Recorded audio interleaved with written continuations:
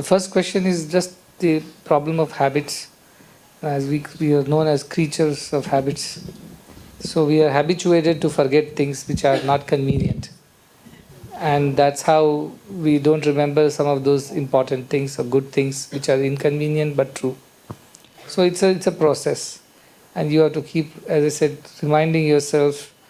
So yeah, it's something that we can change. Habits can be changed because they're acquired things. They are not born with you. Habits can be changed. So it may take some effort. And I always tell, why do I tell people to keep certain things in their homes to be reminded of this? Now, a photo of your guru or your altar or your japamalas or whatever. These are all ways to kind of tell you that you are to follow that. You are to follow that. So it's always in front of your eyes. As they say, out of sight, out of mind, they say. So keep certain of these things right in front of you, and when you do that, you are always reminded.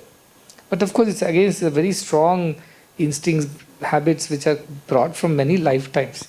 It's not today's. So you take time, but you are getting better. That is a good part of it. And you made 9 times mistake out of 10. Now you're making 3 times. You're still better. Yes, you're making mistakes here still, but then you're getting better. I think see that part also and encourage yourself, right? And when do you know it's consciousness? When you feel absolute peace and no doubt, then you know it's consciousness. Otherwise, mind is quite clever. It can act up.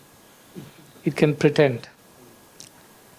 It's very, very, very clever.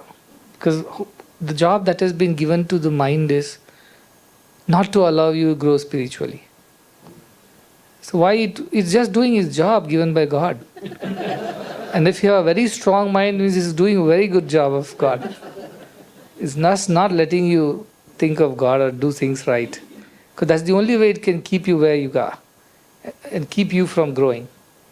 So it's doing its job. So it's just poor thing. It's been created that way. It's doing its job. But when you know its consciousness, you know it because there is no doubt. There is no second thought. It's absolute one straight, one like an arrow. It just knows its destination. It won't deviate. It won't get confused. It won't think twice. None of this happens. When your consciousness is speaking to you, which happens to every one of us, we know it because it's so sharp and straight, to the point, and no second thoughts, no doubts and no confusions.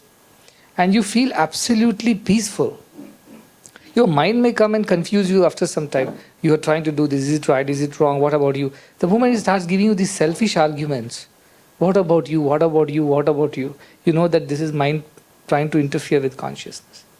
Consciousness has no fear. That question of what about me, my preservation, my protection, my security, these questions don't arise. It's never about you in consciousness. And mind is always about you and your people and your things. So you just know the difference between the two when you know.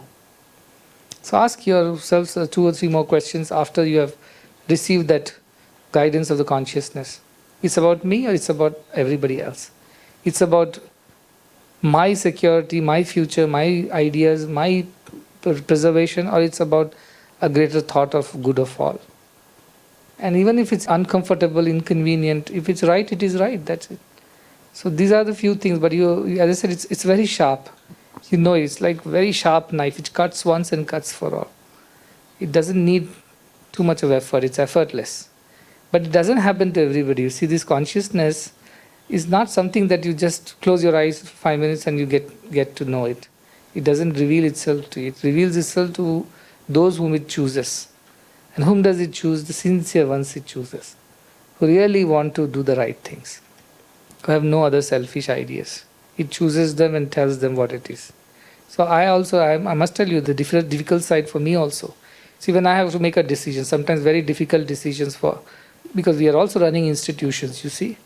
There is an issue of indiscipline, there is an issue of some other thing. You have to make very harsh decisions. I know that with this one decision, this person's journey is going to be different. He's no more going to be a part of it. He's going to go on another track. It's like a branch that you cut it off from the tree. It can't grow again. You can't attach it back. Sometimes I have to make such very difficult decisions. Then I ask, at that point I get very confused because there is one human side of me which is wanting to help. But there is this consciousness which is very clear. This branch needs to be cut or this tree needs to be cut. That's it. No arguments. And sometimes you have to make that very, very strong decision. And sometimes we are confused. But then I always ask at the end, was it about what I wanted to do, or was it about what is to be done? And then anytime there's an objective approach to it, my doubts are gone. But for a couple of moments when you're personally attached to things, you do shake a bit. But when you're not attached to things, you think very clearly. But your problems are only in those places where you have some personal attachment to things.